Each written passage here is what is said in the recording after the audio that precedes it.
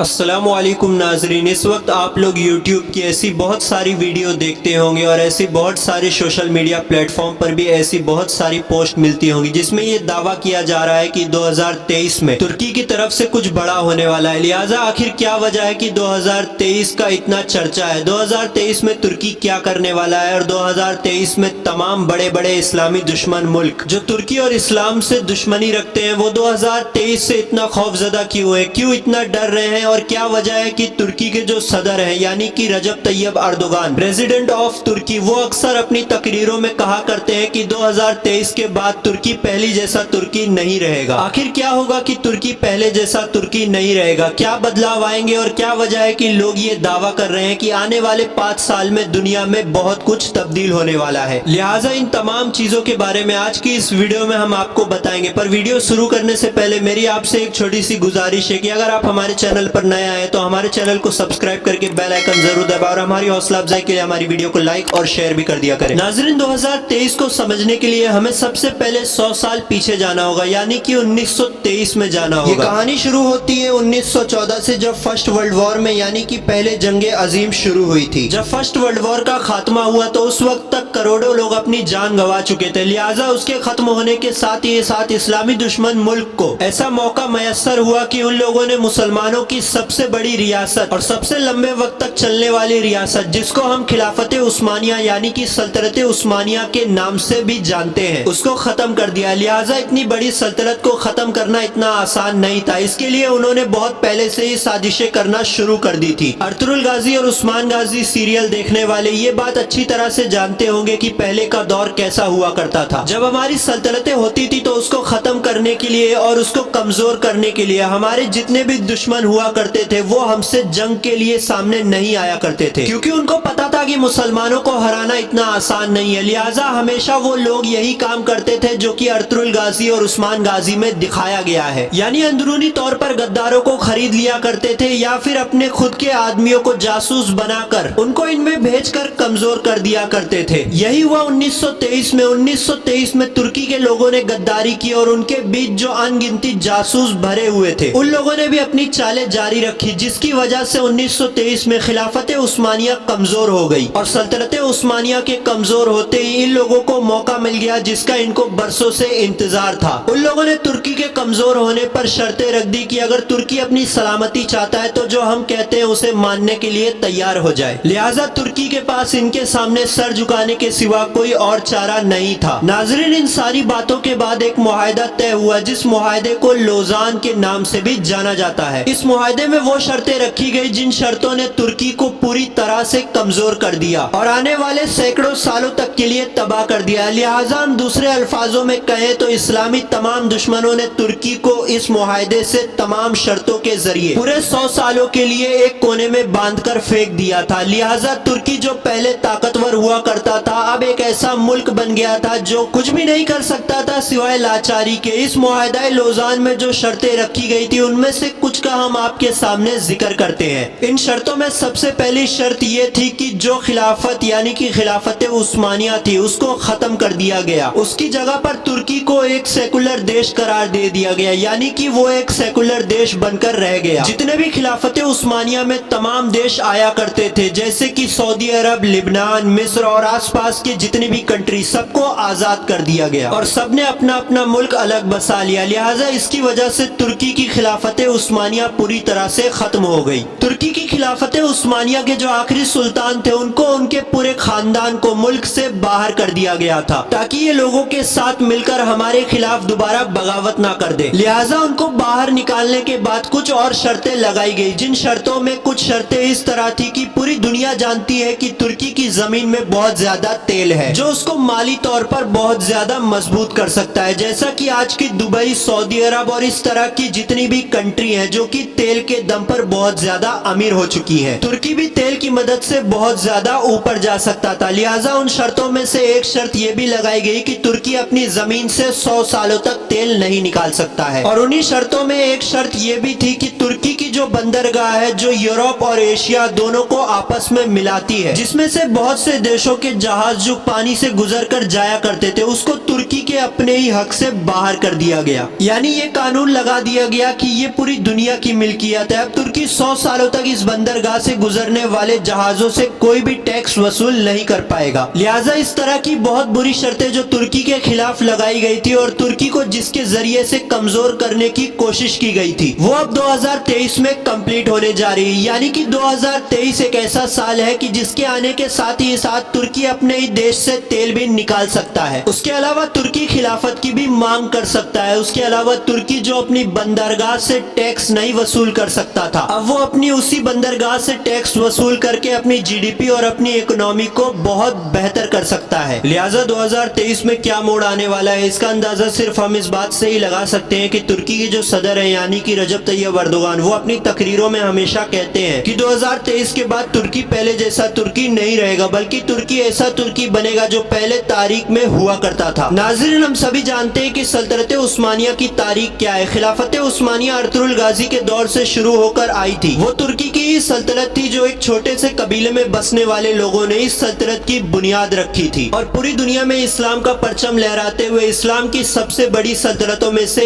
ایک بنی تھی. لہٰذا سب سے بڑی اور اہم بات یہ ہے کہ یورپین کنٹری یا پھر امریکہ جیسے اسلامک دشمن ملک ان لوگوں کو بھی اتنی بڑی ٹینشن نہیں ہوتی اگر رجب طیب اردوغان ترکی کے صدر نہیں ہوتے. لیکن دیکھنے کی بات یہ ہے کہ 2023 کے آنے کے ساتھ ہی ساتھ سب سے بڑی مشکل یہ ہے کہ اب ترکی کے صدر رجب طیب اردوغان جو کہ ایک اسلامی پسند انسان ہے اور جن کا نظریہ یہ ہے کہ اسلام نہیں تو کچھ بھی نہیں. لہٰذا یہی وجہ ہے کہ ان لوگوں نے ابھی سے ہی ترکی کے خلاف بڑی بڑی سازشیں رچنا شروع کر دیا اور 2023 سے پہلے ترکی کو کسی طرح سے تمام چیزوں سے روکنے کی کوشش کر رہے ہیں. ابھی کچھ دن پہلے ہی ترکی میں بہت برا حملہ کیا گیا تھا وہ بھی اسلامی دشمنوں کی طرف سے ہی کیا گیا تھا. لہٰذا یہ کہنا بالکل ممکن نہیں ہے کہ 2023 کے بعد کیا ہوگا لیکن یہ ضرور کہہ سکتے ہیں کہ 2023 کے بعد ترکی پہلے جیسا ترکی نہیں رہے گا. آج کی اس ویڈیو کا ہم یہیں پہ اختتام کرتے ہیں. امید ہے آپ کو یہ ویڈیو پسند آئی ہوگی. اگر آپ ایسے ہی نالجبل اور ہسٹوریکل ویڈیو دیکھنا چاہتے ہو ہمارے چینل کو سبسکرائب کر کے بیل آئیکن ضرور دبائیں اور ہماری حوصلہ افزائی کے لیے ہماری ویڈیو کو لائک اور شیئر بھی کر دیا کریں. اور اگر آپ چاہیں تو ہمیں انسٹاگرام پر بھی فالو کر سکتے ہیں. I D screen per mention ہے. ملتے ہیں آپ سے کسی اور ویڈیو میں. تب تک کے لیے اللہ حافظ.